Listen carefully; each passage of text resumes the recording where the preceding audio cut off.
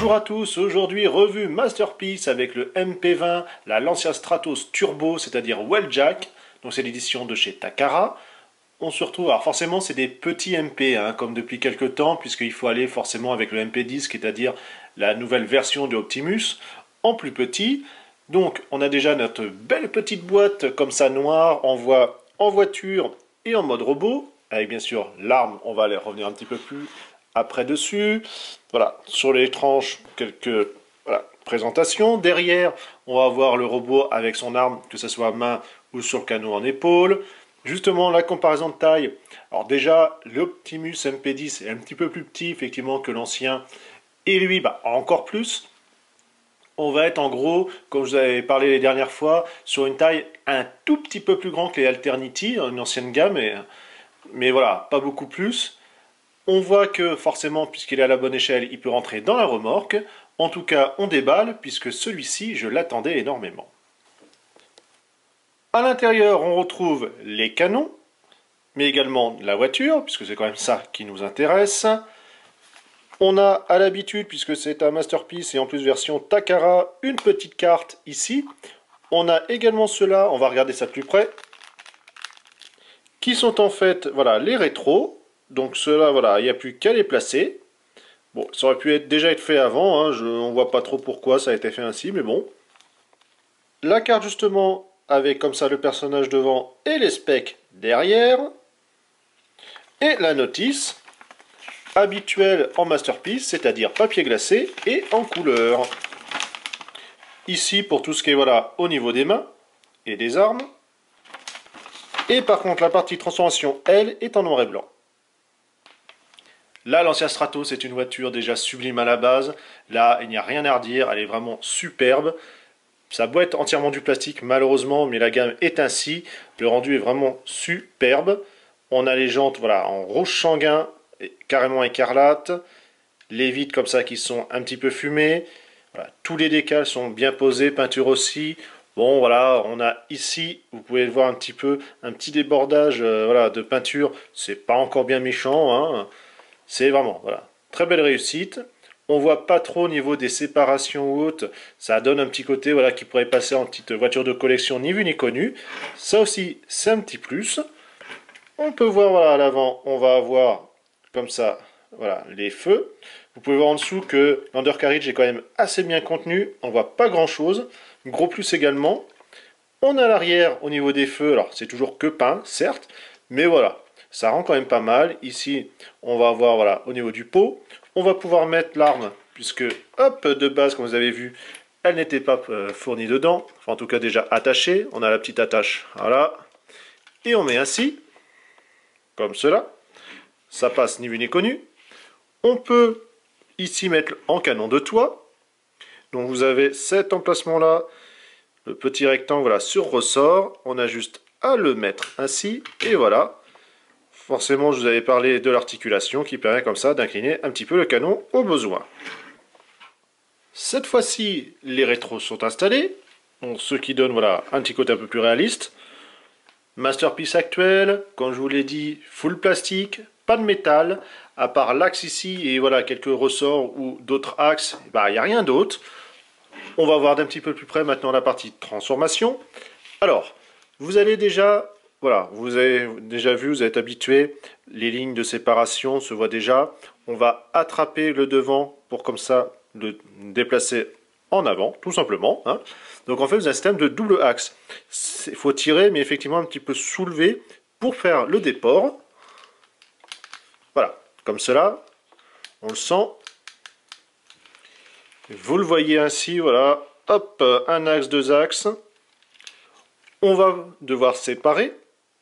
Mais avant ça, vous allez déclipser les portières. Donc, voilà, hop.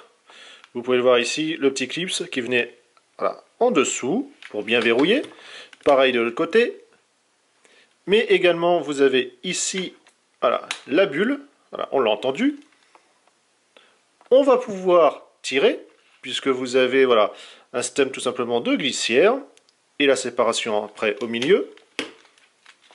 Alors, là, je l'ai déjà transformé une fois, donc c'est pour ça que c'est un petit peu plus souple. La première fois que vous manipulez, n'hésitez pas voilà, à avoir déjà séparer ici, puisque vous voyez c'était juste tenu par deux clips, enfin par un clip pardon, et comme ça voilà de tirer une jambe puis l'autre. Donc hop, jusqu'au petit clic qui sert de verrouillage. Pour les pieds, on va avoir encore, donc on revient à l'axe, donc le double, on va mettre complètement à plat comme cela.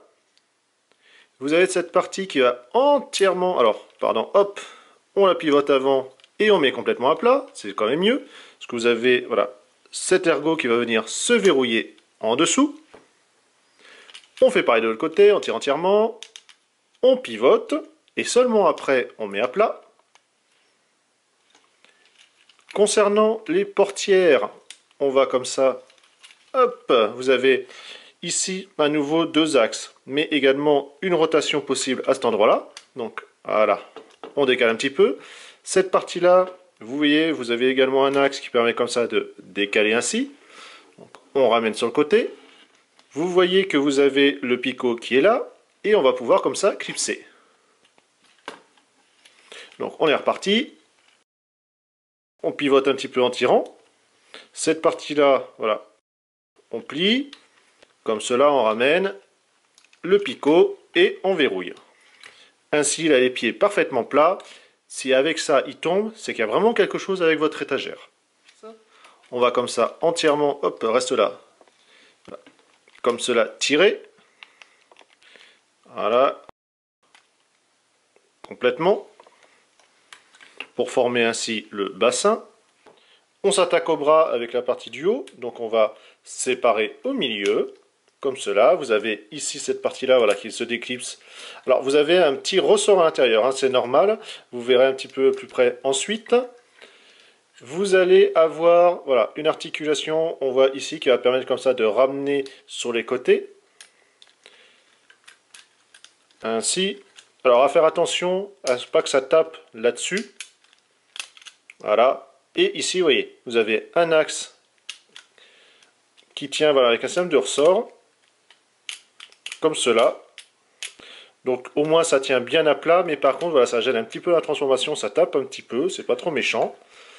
Au niveau des bras, on va comme ça, voilà, pouvoir les déplier un petit peu plus.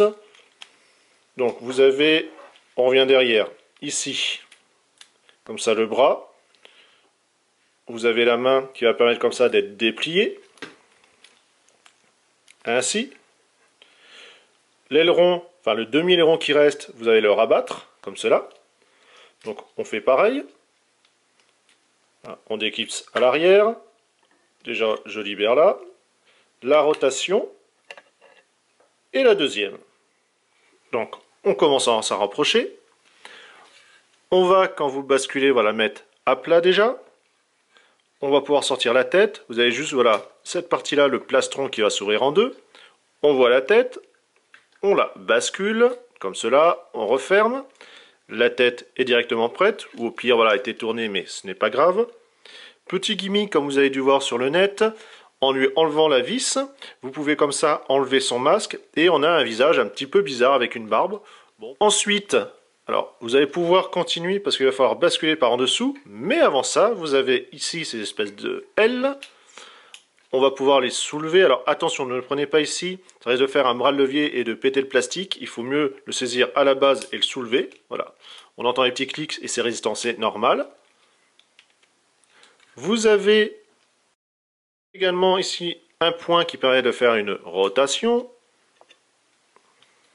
Et d'un, hop, on bascule un peu, et de deux. Donc bien faire attention à ce que les bras ou également cette partie-là ne tapent pas. Donc vous ne pouvez pas aller après un moment plus loin. Pareil, vous pouvez quand même aussi les ramener facilement en arrière, vous pouvez le voir. Mais par contre en avant, pas trop, ça se met à plat et puis c'est tout. Donc on peut donner voilà, un petit style en les reculant, mais faites toujours attention. Ça, on y revient tout de suite après. On va replier entièrement comme ça à l'intérieur. Vous avez ici un petit emplacement qui va venir avec l'ergot là, tout simplement dedans. Vous voyez cet axe-là, on va le plier. Alors, attention, vous voyez, vous en avez deux. Donc en fait, c'est hop, le deuxième qui va se plier pour avoir ainsi les épaules à la bonne hauteur. Hein.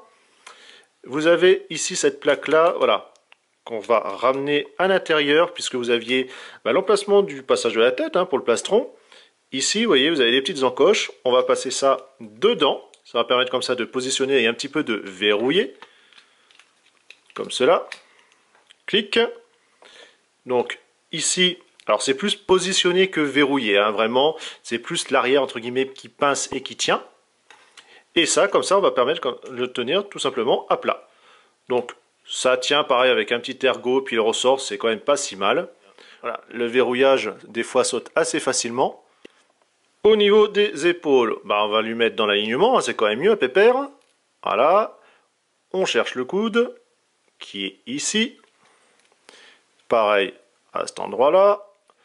Les mains, on va les tourner dans le bon sens, c'est quand même mieux. On va pouvoir lui adjoindre le canon d'épaule. Vous avez les emplacements, avec toujours l'articulation disponible. Et le flingue de pot d'échappement. Quand vous ouvrez la main, je vous parlais qu'il y avait un emplacement pour simplement le clipser et le faire tenir. Une fois mis en place, au moins celui-là, il ne va pas le lâcher, vous inquiétez pas.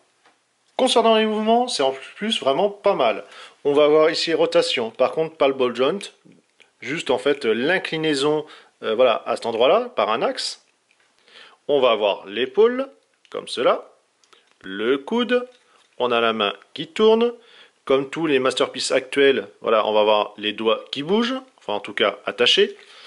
Rotation du torse, ici pour le genou, le pied avant-arrière, mais également sur le côté.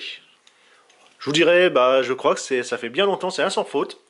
Mode robot, mode véhicule, possibilité de transformation détail. Allez-y, parce que moi, j'ai déjà craqué, et vous allez sûrement faire pareil. Allez, on se dit à une prochaine. Salut!